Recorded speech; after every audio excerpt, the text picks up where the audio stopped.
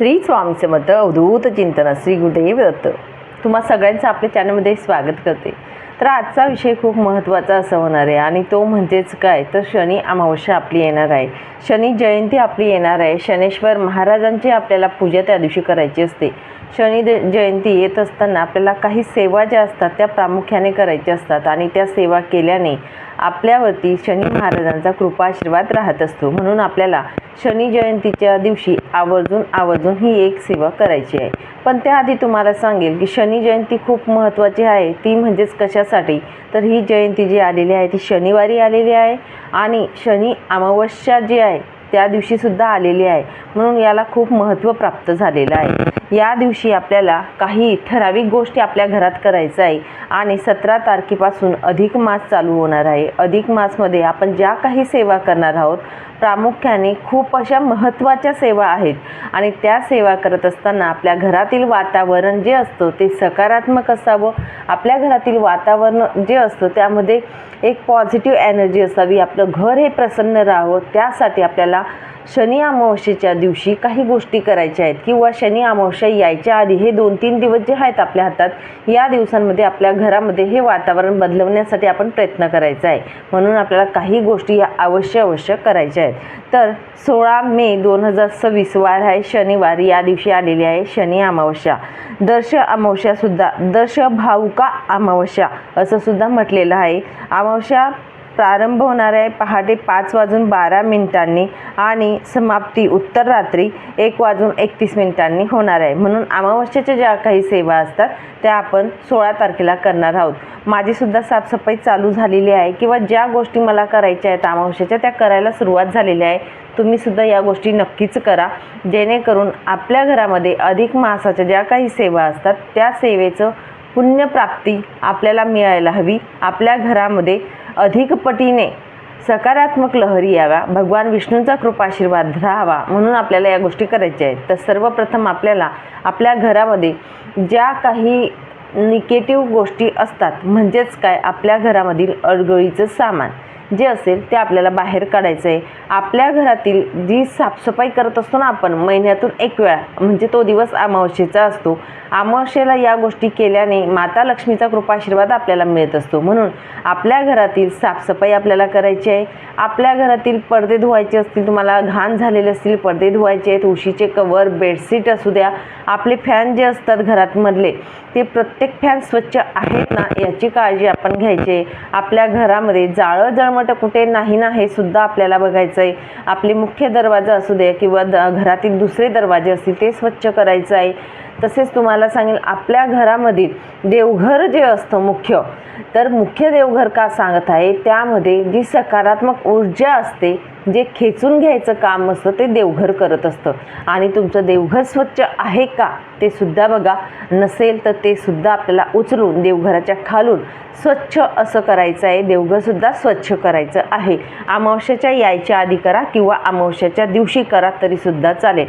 या पद्धतीने आपल्याला आपलं घर हे स्वच्छ नीटनेटके टापटीपपणे करायचं आहे. तसेच तुम्हाला सांगेल आपल्या घरामध्ये जे बंद पडलेले घड्याळं असतात ते सुद्धा काढायचे आहे. जे चालू घड्याळ आहेत ते असू द्या राहू द्या पण बंद घड्याळ ठेवले तर आपली वेळ ही थांबत असते. आपल्या मुलांच्या किंवा आपल्या प्रगतीमध्ये अडथळा आणायचं काम हे घड्याळ करत असतात. म्हणून जे बंद पडलेले जे घड्याळ असतील ते बाहेर काढावे. जर खराब झालं असेल ते रिपेअर करावे. या पद्धतीने तुम्ही करा. नंतर तुम्हाला सांगेल आपल्या घरामध्ये जे कपडे असतात साठवणीचे कपडे बऱ्याच लोकांना बघा सवय असते की आपण साठवून ठेवतो. ते साठवणीचे कपडे ठेवू नका. जे तुम्ही कपडे घालत नाही वापरत नाहीत असे कपडे ठेवू नका. हे कपडे मिठाच्या पाण्यातून काढून स्वच्छ असे धुवून घड्या करून एखाद्याला म्हणजे गरज असेल अशा व्यक्तींना द्या. आणि तुम्हाला सांगेन फाटलेले तुटलेले नसावेत. चांगल्या स्वरूपात जे कपडे असतील ते तुम्ही द्या. जर खराब असतील ते तुम्ही कचऱ्यात टाका किंवा जाळून वगैरे टाकलं अशा पद्धतीने करा.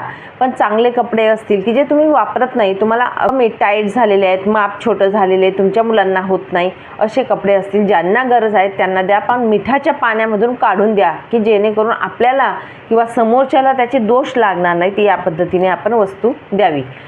तुम्हाला अजून सांगेल, आपल्या घरातील ज्या तुटलेल्या चपला असतील, बाहेर आपल्या चपलांचं स्टँड बघा, ते सुद्धा नीटनेटकं आपल्याला ठेवायचं आहे. तुटलेल्या फाटलेल्या चपला नसाव्यात.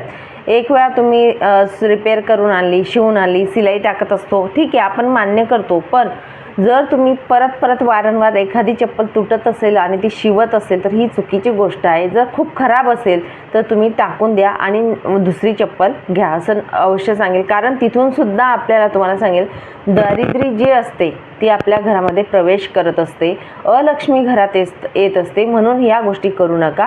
आणि नक्कीच चपलासुद्धा आपल्या व्यवस्थित नीटनेटक्या ठेवा आणि ठेवलेल्या चपलांमध्ये तुटलेल्या फाटलेल्या नाहीत ना याची काळजी आपण घ्यायची आहे. तसंच पुढचं तुम्हाला सांगेल, आपल्या घरातील मुख्य दरवाजा जो असतो तो आपल्याला स्वच्छ करायचा असतो. जो आपण स्वस्तिक वगैरे काढलेला असतो, मागून पुढून बघा, आपण मागच्या बाजूला ओम स्वस्तिक काढत असतो, मुख्य दरवाजाच्या पुढच्या बाजूला स्वस्तिक शुभ लाभ काढत असतो, तो पण आपण स्वच्छ असं पाणी घ्या, त्या पाण्याने पुसा. शक्य झालं तर तुम्हाला सांगेल, गोमूत्र, हळद आणि मीठ टाकून पाणी बनवा, त्या पाण्याने आपण मुख्य दरवाजा, उंबरठा हा स्वच्छ करा. तसेच तुम्हाला सांगेल, आपलं घरसुद्धा स्वच्छ पुसायचं आहे. अमावस्येच्या दिवशी गोमूत्र, हळद, लिंबू, मीठ, हिंग असेल तर थोडं चिमूटभर हिंगसुद्धा तुम्ही टाकू शकतात. हे सगळं काही आपण पाण्यात टाकून आपलं घर त्या दिवशी स्वच्छ करायचं आहे. आपले वाहनसुद्धा असं पाणी बनवून आपण स्वच्छ करू शकतो. मुख्य दरवाजासुद्धा आपल्याला स्वच्छ करायचा आहे. तुम्ही स्वच्छ केल्यानंतर 17 तारखेपासून जेव्हा अधिक मास चालू होणार आहे, अधिक मासच्या दिवशी आपल्या मुख्य दरवाजावर स्वस्तिक चिन्ह हे हळदी कुंकूने काढायचं आहे. हळदीने काढलं तरीही चालेल, कुंकवाने हळदीने हे चिन्ह काढायचं आहे, शुभ लाभ काढायचं आहे आणि अधिक मासाच्या महिन्याला सुरुवात करायची. मात्र 16 तारखेला अमावस्या आहे, त्या दिवशी साफसफाई आपण नक्कीच करायचं आहे. आपल्या मुख्य दरवाजाचा जो उंबरठा असतो त्या उंबरठ्याला 16 तारखेला स्वच्छ पुसून हळदीचं लेपन हे नक्कीच करायचं आहे, जेणेकरून आपल्या घरातील नकारात्मकता ही बाहेर जात असते आणि आपल्या घरात पॉझिटिव्ह ऊर्जाही येत असते. वाईट शक्ती, वाईट ज्या बाधा असतात त्या दरवाजाच्या बाहेर राहत असतात. म्हणून अमावस्याला ह्या गोष्टी करायच्या आहेत. तसेच तुम्हाला सांगेल, हिरण्यदान आपल्याला करायचं आहे. हिरण्यदान का करत असतात तर आपले पितृ जे असतात, पितृंना समर्पित म्हणून आपण हिरण्यदान करत असतो. हिरण्यदान करत असताना तुम्हाला सांगेल, दुपारच्या 12ला करता आलं तर अतिउत्तम, दुपारी 12 वाजता करा. हिरण्यदान म्हणजेच काय तर आपल्याला ब्राह्मणाला, आपल्याला पित्रांसाठी समर्पित म्हणून ब्राह्मणाला दान करायचं आहे. ब्राह्मणाला दान करत असताना 1.25 पावशेर पेढे, जानवं जोड आणि यथाशक्ती दक्षिणा, या पद्धतीने या 3 वस्तू तुम्हाला दान करायच्या आहेत. दान करायच्या आधी तुम्हाला सांगेल, ज्यांचे वडील नाहीत अशांनीच हिरण्यदान हे करायचं आहे. हिरण्यदान करत असताना तुम्ही खाऊ नये, काहीच खायचं नाही, हिरण्यदान करायचं, त्यानंतर जेवण करायचं आहे. अशा पद्धतीने करू शकतात. हिरण्यदान करत असताना जे तुम्ही हिरण्यदान करत आहे ते यथाशक्ती, यथाभक्ती पित्रांसाठी मी समर्पित करत आहे, हे मंदिरात जाऊन एखादी ब्राह्मण असेल त्यांना हे दान करा. त्यांनी जर तुम्हाला प्रसाद दिला पेढ्याचा तर तो खाऊ नका, घेऊ नका. या पद्धतीने तुम्हाला हिरण्यदान करायचं आहे. संकल्प तुम्ही घरी सोडवला तरी चालेल, तिथे जाऊन केला तरीसुद्धा चालेल. संकल्प सोडून तुम्ही दान करायचं आहे की माझ्या पित्रांसाठी मी हे करत आहे. अगदी 5-6 अमावस्या तुम्ही करून बघा, तुम्हाला स्वतः अनुभव येईल. म्हणून पित्रांच्या याच्या म्हणजे पित्रांसाठी, त्यांच्या सद्गतीसाठी आपल्याला हे हिरण्यदान करायचं असतं. नक्कीच हे तुम्ही करू शकतात. 5-7 अमावस्या नक्कीच करा, तुम्हाला अनुभव आल्याशिवाय राहणार नाही. अजून तुम्हाला सांगेल बघा, आपल्याला त्या दिवशी नारळ उतारा करायचा आहे. नारळ उतारा का करावा तर आपल्या घराला कुणाची नजर लागली, काही झालं तर नक्कीच वाईट बाधा तुम्हाला वाटत आहे काहीतरी की असं होतं, कोणी आल्यानंतर आपल्या घरात भांडण होता, क्लेश होतो, कटकट होतात, असं पण तुम्हाला जाणवत असेल तर तुमच्या घराचा उतारा तुम्ही नारळ उतारा काढू शकतात. त्यानंतर आपल्या घरात एखादी आजारी व्यक्ती नेहमी आजारी राहतं, जो बेडवर पडून आहे तो उठतच नाही, त्याचासुद्धा तुम्ही नारळ उतारा करू शकतो. एखादी मुलगा आहे त्याला वारंवार नजर लागत असते तर त्याचासुद्धा नारळ उतारा तुम्ही करू शकतात. फक्त नारळ हे वेगवेगळे घ्यायचे आहेत प्रत्येकाचे. तुम्हाला जर तुमच्या घरात जेवढे व्यक्ती असेल, तुमचा जर नारळ उतारा तुम्हाला करायचा असेल घरात, तर अशा व्यक्ती असो किंवा घराचा असो वेगवेगळा नारळ घ्यायचा आहे. जर काही नसेल तर निदान आपल्या घराचा तरी तुम्ही नारळ उतारा अमावस्येच्या दिवशी नक्कीच करायचा आहे.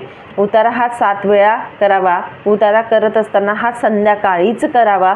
सूर्यास्तानंतर आणि उतारा केलेला नारळ हा आपण कचऱ्याच्या डब्यात टाकावा किंवा अशा ठिकाणी टाकावा की तो कोणाच्या ओलांडण्यात येणार नाही, अशा ठिकाणी तुम्ही टाका. आणि आल्यानंतर हातपाय धुवायचे आहेत, महाराजांना मुजरा करायचा आहे. तुमच्या घरात जर तुमच्या मुलाचा, मिस्टरांचा वारंवार ॲक्सिडेंट होत असेल तर त्या गाडीचा सुद्धा तुम्ही उतारा करू शकतात. उतारा करत असताना त्याचं इंजिन चालू ठेवावं, उतारा करावा आणि नारळ फोडावं. उतारा करून झाल्यानंतर नारळ गाडीच्या समोर फोडावं. फोडल्यानंतर ते जे नारळ असेल एक या दिशेला आणि दुसऱ्या दिशेला अशा पद्धतीने ते नारळ फेकून द्यायचं आहे. म्हणजे खोबरं जे असतं ते फेकून द्यावं, कुणीही ते खोबरं खाऊ नये. या पद्धतीने आपण उतारा करू शकतो. तसेच आपल्या घरामध्ये मोहरी उतरवून आपण त्या दिवशी टाकायची आहे, शिंपडायची आहे. पिवळी मोहरी, कोणी पांढरी मोहरी म्हणतं, कोणी पिवळी मोहरी म्हणत असं, ती आपल्या उजव्या हातात घ्यायची आहे. देवघरासमोर बसून तुम्हाला वाटतं की आपल्या घरामध्ये क्लेश कलह खूप जास्त प्रमाणात होत असतो, ॲक्सिडेंट तुमच्या घरात जर होत असतील जास्त मुलाचे, कारण हा म्हणजे आमच्या नातेवाईकांच्या स्वतःच्या घरातला अनुभव सांगेल, तर नक्कीच या पिवळ्या मोहरींचा फरक पडला. पण एका अमावस्याला केलं, दुसरी केली नाही असं चालत नाही. सातत्य असणं खूप महत्त्वाचं असतं. तर पिवळ्या मोहरी या मंत्रून घ्याव्या. मंत्रून घेत असताना उजव्या हातामध्ये पिवळ्या मोहरी घ्यायच्या, देवघरासमोर बसावं. 11 वेळा कालभैरव अष्टक, 11 वेळा वल्गा सुक्त आपल्याला म्हणायचं आहे. मोहरी मंत्रून झाल्यानंतर आपल्या घरातील 4ही कोपऱ्यांना टाका आणि थोड्या मोहरी ज्या असतात त्या पिवळ्या कापडमध्ये घेऊन छोटीशी पोटली आपण बनवायची. जे वाहन तुमच्या घरात जर एखाद्याचा ॲक्सिडेंट होत असतील तर त्या मोहरी ज्या असतात त्या तुम्ही गाडीत ठेवा किंवा इंजिन असेल तिथे बांधून देऊ शकतात, मोटरसायकल असेल तिथे तुम्ही बांधून देऊ शकतात. दर अमावस्याला या मोहरी चेंज करायच्या आहेत. अशा पद्धतीने तुम्ही करा.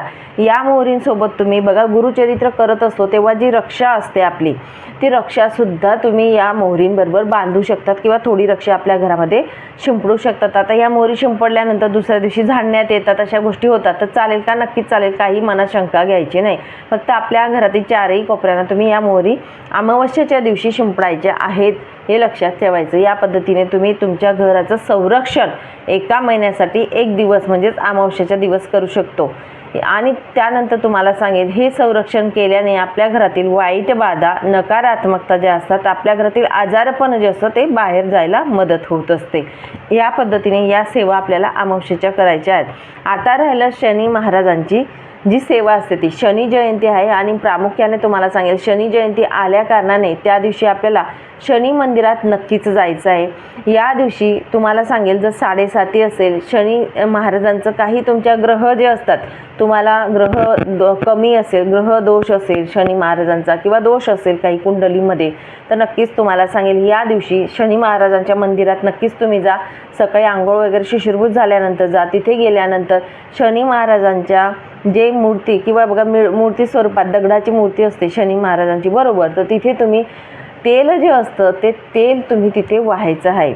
नक्कीच वाहा आणि तेलाचा दिवासुद्धा आपल्याला लावून यायचा आहे. तिथे बघा, राळीचं तेल चालेल, तिळाचं तेल पण चालत असतं. तुमच्या जवळ जे अवेलेबल असेल ते तेल तुम्ही वापरू शकतात.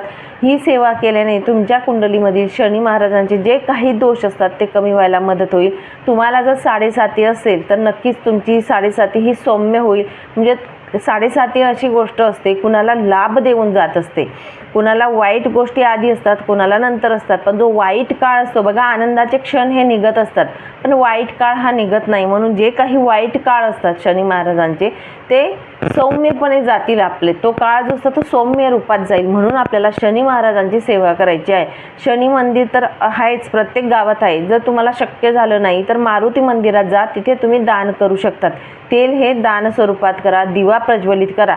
अजून तुम्हाला जर जास्त दोष असतील तर तुम्ही दर शनिवारी अशा पद्धतीने 5 शनिवार करा, 11 शनिवार करा. अशा पद्धतीने तुम्ही सेवा शनी महाराजांची करू शकतात.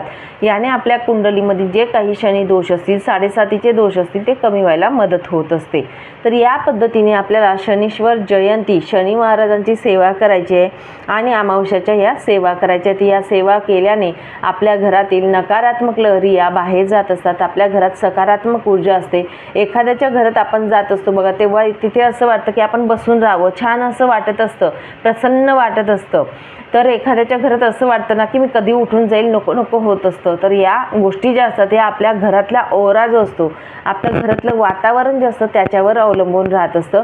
म्हणून आपल्याला अमावस्या आल्याने ह्या काही गोष्टी करायला हव्यात, जेणेकरून आपल्या घरातील नकारात्मकता बाहेर जाते, अलक्ष्मी ही बाहेर जाते. ज्या ठिकाणी स्वच्छ असं घर असतं, ज्या ठिकाणी या गोष्टी घडत असतात, तिथे माता लक्ष्मीचा कृपा आशीर्वाद राहत असतो आणि अलक्ष्मी या बाहेर जात असतात. म्हणून या गोष्टी आपण अमावस्याला नक्कीच करावं.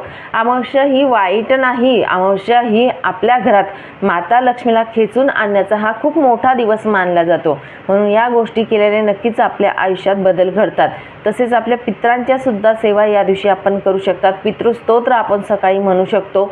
पितृस्तोत्र म्हणत असताना आपल्या घरातील दक्षिण बाजूला तोंड करून बसावं आणि पितृस्तोत्र म्हणावं. पितरांच्या सुद्धा छोट्या छोट्या सेवा आपण अमावस्याच्या दिवशी करू शकतो.